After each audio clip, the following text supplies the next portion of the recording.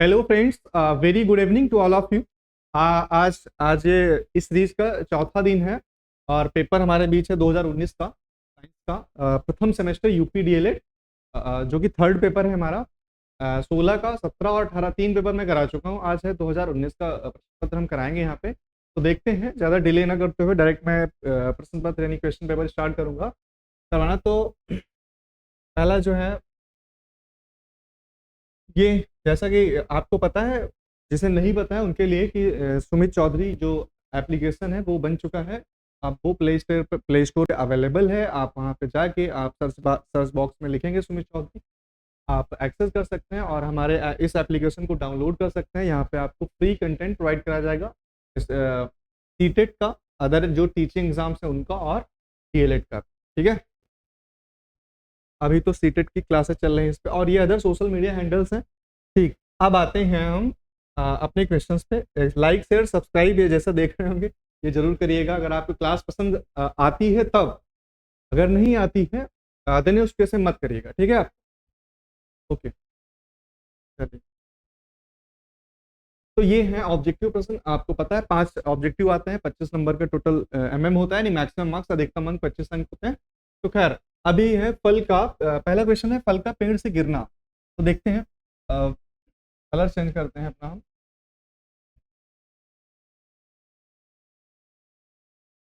फल का पेड़ से गिरना उदाहरण है चुंबकीय बल। चुंबकीय बल तो सांसी ने कोई भी दो धातुएं जैसे लोहा हुआ, इनका सिल्का हुआ या अदर कोई चीजें ये चिपकती हैं, जो भी चुंबकीय वस्तुएं हैं, चुंबकीय बल काम करेगा वहां पे। घर्षण बल कहीं भी काम करता है, तो सतहों के बीच में लगने वाले बल घर्षण बल।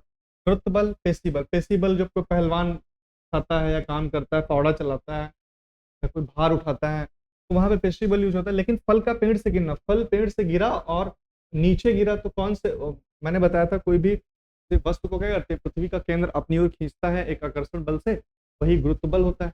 तो यहाँ पे फल का पेड़ से गिरना कौन सा बल है? गुरुत्व बल है। हमारा ऑप्शन क्या हो जाएगा? ई सही हो जाएगा। बालू और लोहे की छीलन, बालू और लोहे की छीलन है और दोनों मिली हुई इसका मिश्रण है, बालू और लोहे की छीलन का मिश्रण है। अब बालू को हटाना है, इससे छीलन और बालू को पृथक करना है, तो क्या करना पड़ेगा? पृथक किया जाता है किससे? बीन कर, चुंबकीय पृथक्करण द्वारा, फटक कर और चालन कर। तो बी देखो, फटक कर ने बीन कर आप नहीं साफ कर सकते, ठीक है। ये फटक कर नहीं साफ कर सकते, चाल कर नहीं साफ सकते, तो चुंबकीय पृथक्करण, क्योंकि लोहे की है ना उसमें छीलन, और लोहा एक कैसा है? चुंबकीय धातु है, तो उसे चुंबकीय पृथक्करण द्वारा अलग करना सबसे बेस्ट तरीका रहेगा। तो हमारा ये वाला आंसर क्या हो जाएगा? ये हो जाएगा। कलर हमें पसंद नहीं आ रहा, हम इसे चेक कर रहे हैं, अपडेट करते हैं, देखते हैं। नेक्स्ट है पत्ती द्वारा जनन होता है। पत्ती द्वारा जनन होता है, अच्छा देखिए, पता है आपने पढ़ा होगा वेजिटेटिव प्रोपेगेशन। अलैंगिक जनन में एक प्रकार आता है कायिक प्रवर्धन। कायिक प्रवर्धन जनन जैसे पत्ती से भी होता है, जड़ से भी होता है, तने से भी होता है। तो अब बोल रहा है इसमें 4 ऑप्शन दिए हैं किसमें जनन जो होता है पत्ती द्वारा होता है। तो देखिएगा, अजूबा में, बबूल में, आम में और केला में। तो हमारा आंसर क्या सही होगा? हमारा आंसर होगा अजूबा में।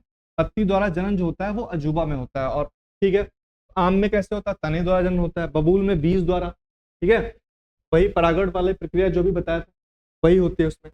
केले में क्या होता है? केले में भी जनन होता है, कायिक प्रवर्धन से ही होता है, लेकिन पत्ती द्वारा नहीं होता, ठीक है। यहाँ पे पत्ती द्वारा जनन किसके पत्तियों में अजूबा की जो पत्तियां होती हैं इनमें छोटी छोटी पत्तियां निकल आती हैं साइड, ठीक है, तो वो बोलते हैं पत्तियों द्वारा जनन। ओके, अगला क्वेश्चन, 3 हो गए ना। उभयचर सॉरी उभयचर जंतु है मेढक, मछली, कुत्ता और चिड़िया। पिछले अगर आप पेपर प्रीवियस देखेंगे 2016 का, तो उसमें पहला क्वेश्चन यही था, मैंने इसे अच्छे से एक्सप्लेन किया था। तो उभयचर मैंने बताया था, जो उभयचर जंतु होते हैं वो जल और स्थल दोनों में रहते हैं। और अंडे कहाँ देते हैं? अंडे देने के लिए वो जल में चले जाते हैं, और 4 पैरों वाले होते हैं, ये भी बताया था मैंने। तो कौन सा ऑप्शन होगा यहाँ पे? हमें पता है ऑप्शन होगा ए, यानी कि मेढक। मछली तो जलचर है, चिड़िया तो उभयचर, और चिड़िया को उभयचर नहीं बोलेंगे, चिड़िया स्थलचर ही है, वायु भी चर बोल सकते हैं, हवा में भी रहती है, कुत्ता स्थलचर। खैर आते हैं आगे देखते हैं। द्रव्यमान का मात्रक क्या है? क्विंटल, किलोग्राम, ग्राम, न्यूटन। देखो न्यूटन जो होगा ये तो बल का मात्रक हुआ है, तो बिल्कुल नहीं होगा। अब ये तीनों के तीनों मात्रक हैं किसके? द्रव्यमान के। लेकिन उसने पूछा क्या है? उसने पूछा है मानक मात्रक, समझ आया? यानी कि स्टैंडर्ड यूनिट क्या है?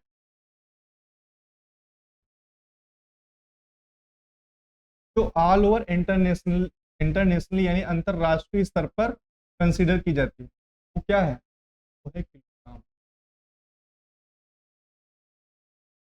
यानी कि अमेरिका, जितने भी कंट्री हैं सभी जगह, तो वो है किलोग्राम।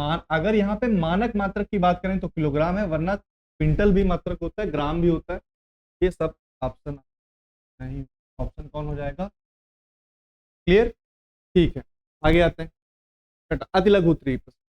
छठा क्वेश्चन है, पुष्प के मादा अंग का नाम लिखिए। पुष्प के मादा जनन अंग स्त्री केसर होता है, उसमें पुंकेसर और इसमें स्त्री केसर होता है। स्त्री केसर में क्या क्या होता है? वर्तिकाग्र, वर्तिका और अंडाशय होते हैं। बहुत अच्छा है। पुष्प के मादा अंग का नाम लिखिए। पुष्प के मादा जनन अंग कौन होते हैं? स्त्री केसर होता है। स्त्री केसर में क्या क्या होता है? स्त्री केसर में होगा वर्तिकाग्र, वर्तिका और अंडाशय होते हैं। अंडाशय में एक या अधिक बीजांड होते हैं। इसमें मादा युग्मक बनते हैं, यह मादा जनन अंग का मुख्य भाग होता है। मादा जनन अंग का मुख्य भाग यही होता है। क्लियर? अंडाशय में एक अधिक बीजांड होते हैं और इसमें क्या क्या होता है? मादा युग्मक बनते हैं, यह मादा जनन अंग का मुख्य भाग होता है। आगे देखिएगा। सजीव का एक लक्षण लिखिए। सजीव के लक्षण निम्न है।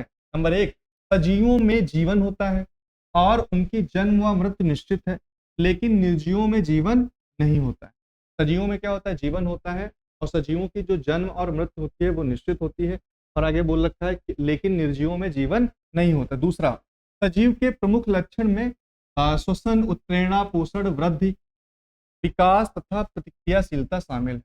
सजीव के प्रमुख लक्षण में श्वसन होता है, उत्प्रेरणा, पोषण, वृद्धि, विकास तथा प्रतिक्रियाशीलता शामिल। क्लियर? सजीवों में जीवन होता है, उनकी जन्म व मृत्यु निश्चित होती है, लेकिन निर्जीवों में जीवन नहीं होता। ठीक है, निर्जीवों में जीवन नहीं होता है। सजीव के प्रमुख लक्षण है श्वसन, उत्प्रेरणा, पोषण, वृद्धि, ये सब इनके लक्षण है। संवेदनशीलता, विकास तथा प्रतिक्रियाशीलता सब शामिल है। तो ये सब लक्षण हो गए, एक लाइन में लिखवा हो गया सर, बस ऐसे ही लिखना है आपको। आगे है शाकाहारी तथा मांसाहारी जंतुओं के दो दो नाम लिखिए। नाम ही लिखना है, जितना बोले उतना। अगर अब जहाँ पे थोड़ा आपको पता ही होगा शाकाहारी और मांसाहारी जंतु क्या होता है, तो आप लिख देंगे, बाकी जितना पूछा जाता है उतना ही लिखा जाता है। ये डीएलएड का एग्जाम टाइम बहुत कम होता है। वे जीव जो केवल वनस्पति एवं पौधे खाते हैं शाकाहारी जीव कहलाते हैं, जैसे गाय, तोता, खरगोश आदि। जो केवल वनस्पति एवं पौधे खाएं शाकाहारी जीव। मांसाहारी कौन होते हैं? वे जीव जो केवल मांस खाते हैं मांसाहारी जीव कहलाते हैं, जैसे बाघ, चीता, शेर, सील, लोमड़ी आदि मांसाहारी कहते हैं। क्लियर? घर्षण बल किसे कहते हैं? Friction force. घर्षण बल दो संपर्क तत्वों के बीच सापेक्षिक गति का विरोध करने वाले बल को घर्षण बल कहते हैं। दो संपर्क तत्वों, दो कांटेक्ट जो सरफेस है, दो सरफेस जो कांटेक्ट में है, दो संपर्क तत्वों के बीच सापेक्षिक गति का विरोध करने वाले बल को घर्षण बल कहते हैं। घर्षण के दो प्रकार हैं। नंबर 1 स्थैतिक घर्षण, गतिज घर्षण, और इसमें घर्षण में और भी आ जाते हैं, गतिज घर्षण, सर्पी घर्षण, लोटनी घर्षण, वैसे स्थैतिज और गतिज। स्थैतिक घर्षण क्या होता है? दो पिंडों के संपर्क पृष्ठ की समांतर दिशा में लगता है। संपर्क पृष्ठ की समांतर दिशा में लगता है। लेकिन गतिज घर्षण गति की दिशा पर निर्भर नहीं करता है। गतिज घर्षण जो होता है वो तो गति की दिशा पर निर्भर नहीं करता, समझा? गति की दिशा के विपरीत होता है। आगे देखिए। पदार्थ की कितनी भौतिक अवस्थाएं होती हैं? देखिए, पदार्थ की कितनी भौतिक अवस्थाएं होती हैं? पदार्थ की 3 भौतिक अवस्था होती हैं, ठोस अवस्था, द्रव अवस्था और गैस अवस्था। उदाहरण, पानी बर्फ के रूप में है तो ठोस अवस्था, पानी के रूप में द्रव अवस्था, अगर पानी पानी के रूप में ही है तो द्रव अवस्था, और पानी अगर भाप के रूप में है तो गैस अवस्था। इन तीनों में रह सकता है। क्लियर? पानी अगर बर्फ बना हुआ है तो ठोस है, पानी पानी के रूप में है तो द्रव अवस्था, पानी अगर भाप या वाष्प के रूप में है तो गैस अवस्था। ये हो गया। अगला क्वेश्चन क्या है? जरायुज और अंडायुज। जरायुज मतलब मैमल्स, जो जिनमें क्या होता है, जरायुज बोलते हैं मैमल्स, जो बच्चे देते हैं, ठीक है। अंडायुज जो अंडे देते हैं। देखिएगा, जरायुज क्या होता है? ऐसे जंतु जो सीधे ही शिशुओं को जन्म देते हैं, ठीक है, जरायुज कहलाते हैं। इसके अंतर्गत स्तनधारी प्राणियों, पशु, मनुष्य व अन्य स्तनी को शामिल किया गया है, ठीक है। ऐसे जंतु जो सीधे ही क्या किसको जन्म देते हैं? शिशुओं को जन्म देते हैं। इसके अंतर्गत स्तनधारी प्राणियों जैसे पशु हुए और मनुष्य हुआ और अन्य स्तनी को शामिल किया गया। अंडायुज में क्या होता है? वे जंतु जो अंडे देते हैं अंडायुज कहलाते हैं। इस उपसमूह के अंतर्गत अंडे देने वाले जंतु जैसे उभयचर, मत्स्य, सरीसृप, उभयचर आदि शामिल हैं, ठीक है। आगे देखिएगा, 2 बार आया उभयचर, लिख लेंगे आप, बहुत आसान है। अब बात करेंगे गति किसे कहते हैं। गति के प्रकार लिखिए।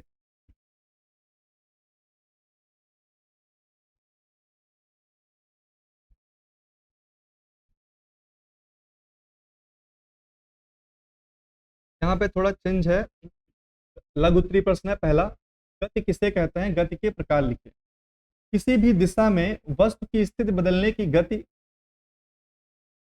किसी भी दिशा में वस्तु की स्थिति बदलने की को, स्थिति जो बदलती है, स्थिति बदलने को ही क्या कहा जाता है? समय के साथ। अतः यहाँ पे देखो, किसी भी दिशा में वस्तु की स्थिति यानी पोजीशन बदलने को क्या कहते हैं? गति कहा जाता है। अर्थात समय के सापेक्ष वस्तु की स्थिति में परिवर्तन को गति कहते हैं। समय के सापेक्ष वस्तु की स्थिति में, यानी समय बदल रहा है, जैसे हम हैं, सपोज दैट हम हैं, अभी ये समय है कुछ और धीरे धीरे धीरे चल रहे हैं, ठीक है, तो ये गति कर रहे हैं। क्या कर रहे हैं? गति कर रहे हैं। आई होप ये क्लियर हो गया होगा आपको। गति के कितने प्रकार होते हैं? गति के यहाँ पे जो प्रकार दिए गए हैं वो भी प्रकार हैं, लेकिन ये अलग है। वैसे अगर देखें तो एक अ, आप लोगों ने पढ़ा होगा रेखी गति। रेखी गति में यही सारी चीजें आती हैं, जैसे लीनियर मोशन बोलते हैं। 2D मोशन में कौन कौन आता है? वृत्तीय गति आती है, और क्षेप्य गति आती है, प्रोजेक्टाइल मोशन, लीनियर, ये सब टाइप्स। अगर लिखना चाहें यहाँ पे आप लिख सकते हैं वृत्तीय गति, घूर्णन गति, और वृत्तीय गति, रेखीय गति, घूर्णन गति, प्रक्षेप्य गति, और एक और गति होती है, देखो अभी ध्यान नहीं आ रही मेरे को।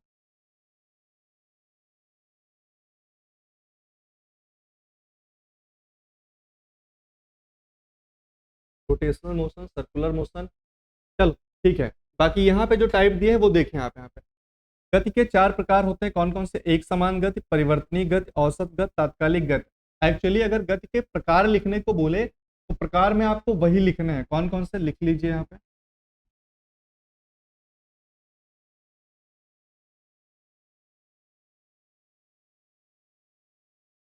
रेखीय गति,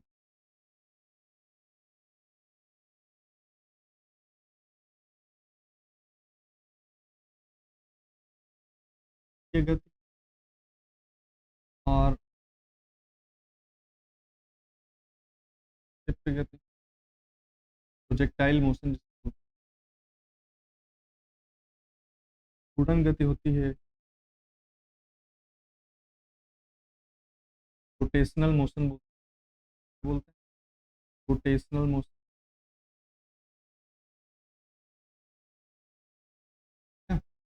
और एक और,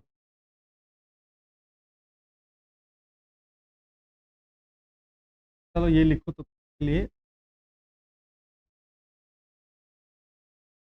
हाँ नहीं, चलिए कोई नहीं। तो एक समान गति, परिवर्तनीय गति, औसत गति, तात्कालिक गति। देखिए एक समान गति क्या होती है?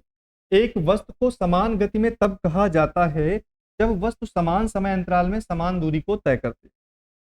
मतलब 5 सेकंड में 2 किलोमीटर जा रही है तो अगले भी 5 सेकंड में 2 ही किलोमीटर जाए, फिर अगले 5 सेकंड में 2 किलोमीटर। समझ आ रहा है आपको? तो ऐसी गति को एक समान गति कहते हैं। एक वस्तु को समान गति में तब कहा जाता है जब वस्तु समान समय अंतराल में समान दूरी को तय करती है। परिवर्तनीय गति, परिवर्तनीय गति क्या होती है? अब ये एक समान थोड़ी होगी। एक वस्तु को परिवर्तनीय गति में तब कहा जाता है जब वस्तु समय के समान समांतराल पर एक अलग दूरी तय करती है। मान लो जैसे ये देखो,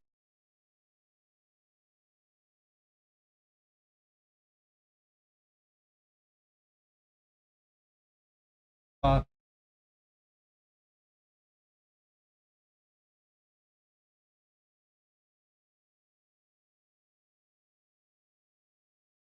इधर जा रही है, यहाँ से चली, यहाँ पे मान लो समय जो है वो था 4 सेकेंड।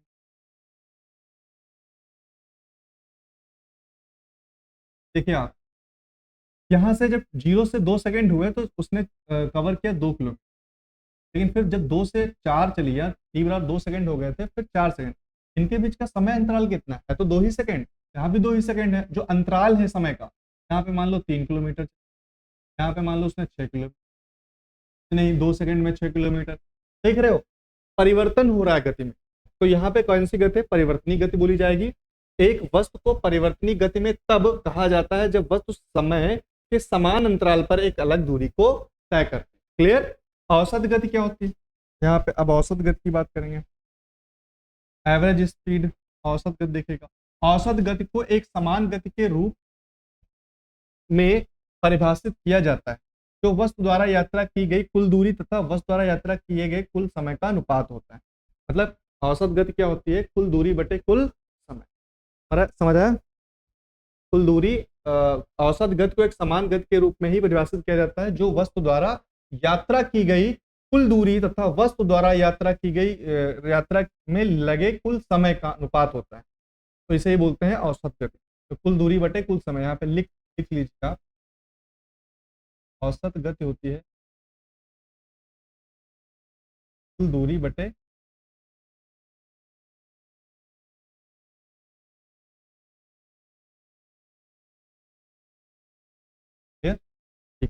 तात्कालिक गति क्या होती है? इंस्टेंटेनियस स्पीड क्या होती है? जब कोई वस्तु परिवर्तनीय गति के साथ आगे बढ़ रही होती है तो किसी भी क्षण में उस हम बोले बताओ। देखो यहाँ पे बात किया गया तात्कालिक गति की। जैसे ये कार जा रही थी यहाँ पे, तो कार जब जा रही थी हम बोले t = 5 सेकेंड पे, जब t बराबर 5 सेकेंड हो उस समय पर इस कार की गति क्या होगी? इसे बोलते हैं तात्कालिक गति। समझ आया? Instantaneous speed. क्लियर? तो जब कोई वस्तु परिवर्तनीय गति से, ये परिवर्तनीय गति थी, मान लो कार जा रही है, यहाँ पे होगी 5 सेकंड जब हुए होंगे तो कहाँ होगी? इस 4 और 6 वाले इस यहाँ पे बीच में होगी कहीं पे। ठीक है? तो उस जब t = 5 सेकंड यानी 5 सेकंड हुआ होगा तब उस कार की स्पीड क्या थी? तो उस क्षण उस पल जो कार की स्पीड होगी वही बोलते हैं तात्कालिक गति। जब कोई वस्तु परिवर्तनीय गति के साथ आगे बढ़ रही होती तो किसी भी क्षण में उस वस्तु की गति को तात्कालिक गति के रूप में जाना जाता है। आई होप ये चीज आपको क्लियर हो गई। ठीक है? ये गति इस तरीके से, एक कौन सी गति हमने पढ़ी? एक समान गति, परिवर्तनीय गति, औसत गति और तात्कालिक गति। ये भी प्रकार है। ठीक है? तो इन्हें भी लिख देंगे आप, गलत नहीं होगा। बाकी ये भी प्रकार है, रेखीय गति, वृत्तीय गति, प्रक्षेप गति, घूर्णन गति। और एक फिर से बता दें, एक और होता है, हम भूले पड़े, ध्यान ही नहीं आ रहा है, कोई बात नहीं, बता देंगे क्लास।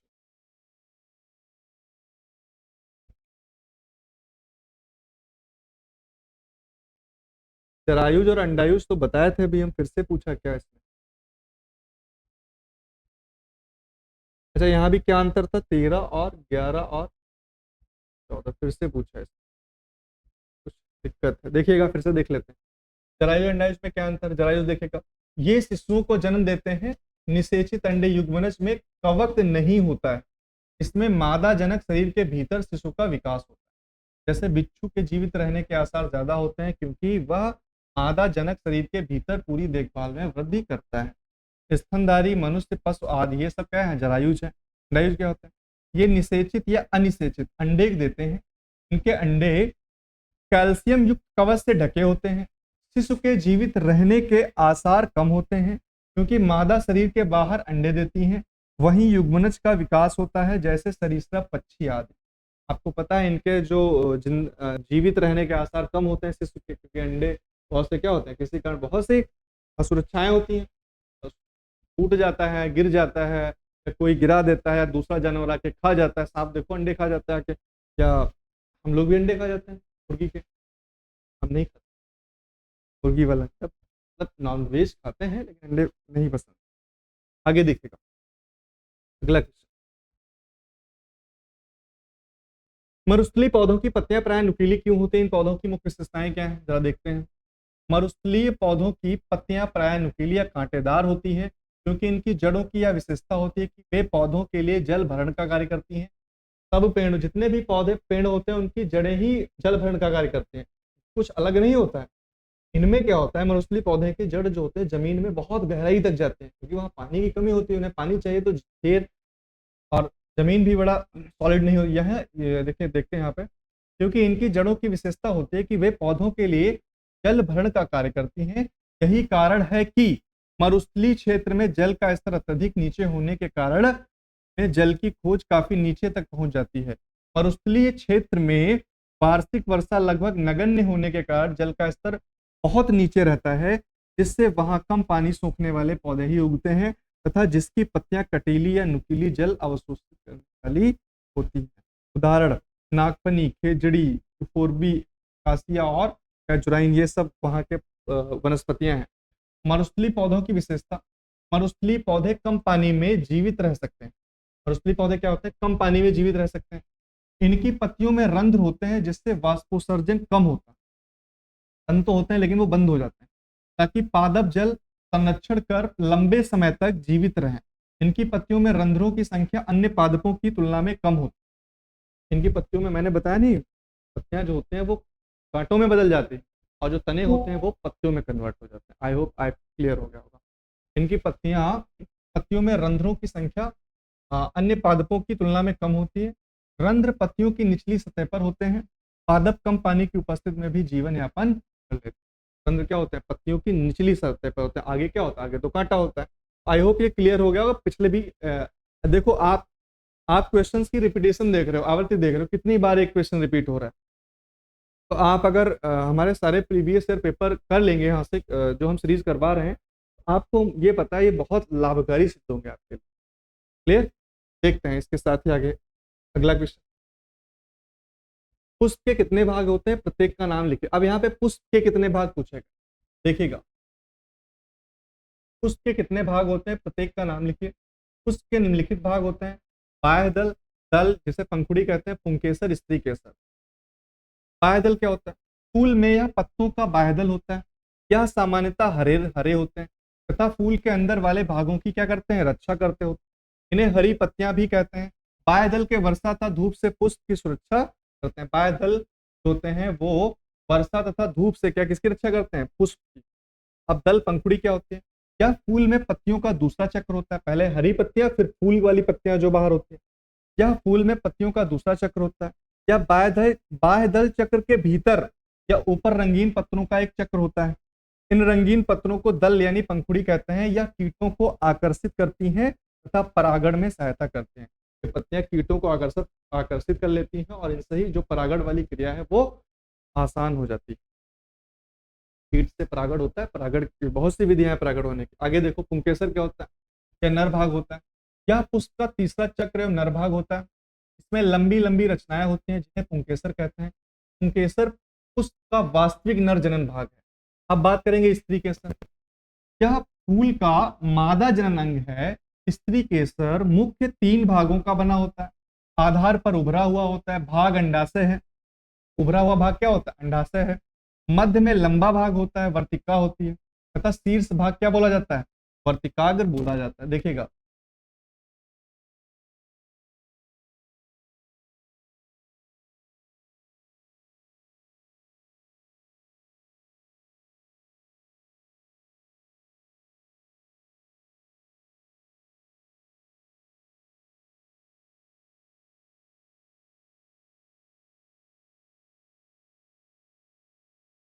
ठीक है, समझ आया आपको? चलिए थोड़ा समझ लीजिएगा। तो प्राय क्या होता है, स्त्री केसर यह फूल का मादा जनन अंग है। स्त्री केसर मुख्य 3 भागों का बना होता है। आधार पर उभरा हुआ भाग अंडाशय है। मध्य में लंबा भाग वर्तिका तथा शीर्ष भाग क्या है, वर्तिकाग्र है, जो प्रायः चिपचिपा होता है। ये वाला पार्ट जो है क्या है, ये वाला पार्ट जो वर्तिकाग्र है, ये वर्तिका है, ये अंडाशय है। ठीक है?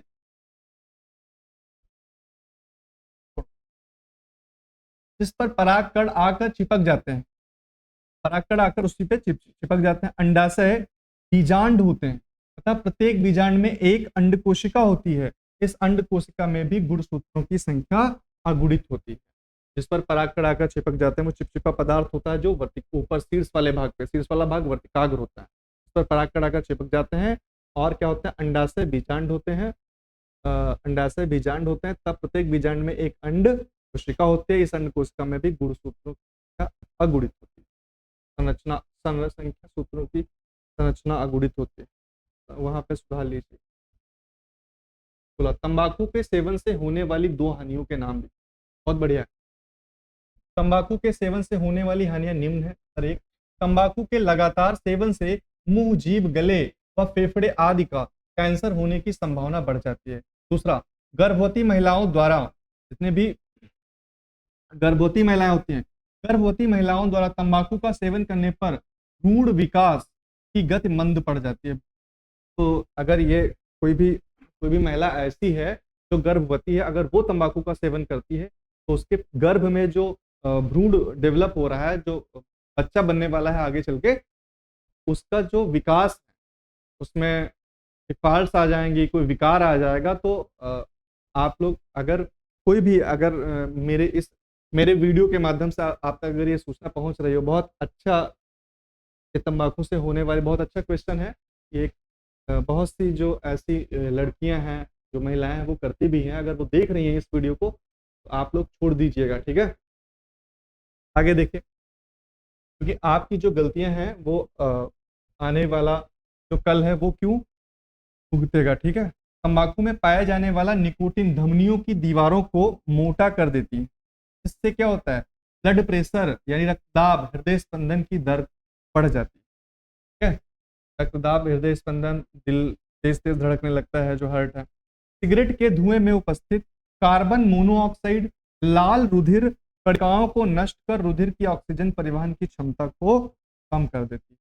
तो सिगरेट का जो धुआं होता है उसमें कौन सी चीज उपस्थित होती है, कार्बन मोनोऑक्साइड। और ये क्या करता है, जो आरबीसीज होती हैं, रेड ब्लड कार्पस्कल्स होती हैं, लाल रुधिर कणिकाएं होती हैं, उनको नष्ट कर रुधिर की ऑक्सीजन जो परिवहन, ऑक्सीजन ले जाने की जो क्षमता होती है, क्या कर देती हैं, उसको नष्ट करने का काम करती। आगे देखिएगा, मृतिका किसे कहते हैं, इसमें किस प्रकार की मिट्टी उपयोग में लाई जाती है। बहुत अच्छा क्वेश्चन है, ये भी आया हुआ 2-4 बार। मृतिका एक व्यापक शब्द है, प्रायः माइक्रोन से छोटे व्यास वाले कणों वाले अवसादी शैलों को मृतिका कहते हैं। मृतिका क्या है, एक व्यापक शब्द है, प्रायः माइक्रोन से छोटे व्यास वाले, माइक्रोन क्या होता है 10⁻⁶ वाले कणों वाले अवसादी शैलों को मृतिका कहते हैं। इसमें 4 प्रकार की मिट्टी, मृतिका मिट्टी ही होती है, 4 प्रकार की मिट्टी प्रयोग में लाई जाती है। जलोढ़ मिट्टी, लाल मिट्टी, काली और लैटेराइट मिट्टी, ये मिट्टी, ठीक है, 4 मिट्टी प्रयोग में लाई जाती है इसको बनाने में। क्लियर। आगे देखिए, पर परागण के 2 लाभ लिखे। पर परागण मैंने बताया था, पर परागण से नई जातियां उत्पन्न होती हैं। पर परागण से उत्पन्न बीजों से बने पौधे मजबूत तथा स्वस्थ होते हैं। पर परागण से नई जातियां उत्पन्न होती हैं। और क्या होता है, पर परागण से उत्पन्न बीजों से बने पौधे जो होते हैं वो मजबूत तथा स्वस्थ होते हैं। अगला क्या है, 3rd पॉइंट, पर परागण से बीज अधिक संख्या में बनते हैं, ठीक है। और क्या है, पर परागण से फल अधिक संख्या में बनते हैं। बीज अधिक संख्या में बनते हैं, फल अधिक संख्या में बनते हैं।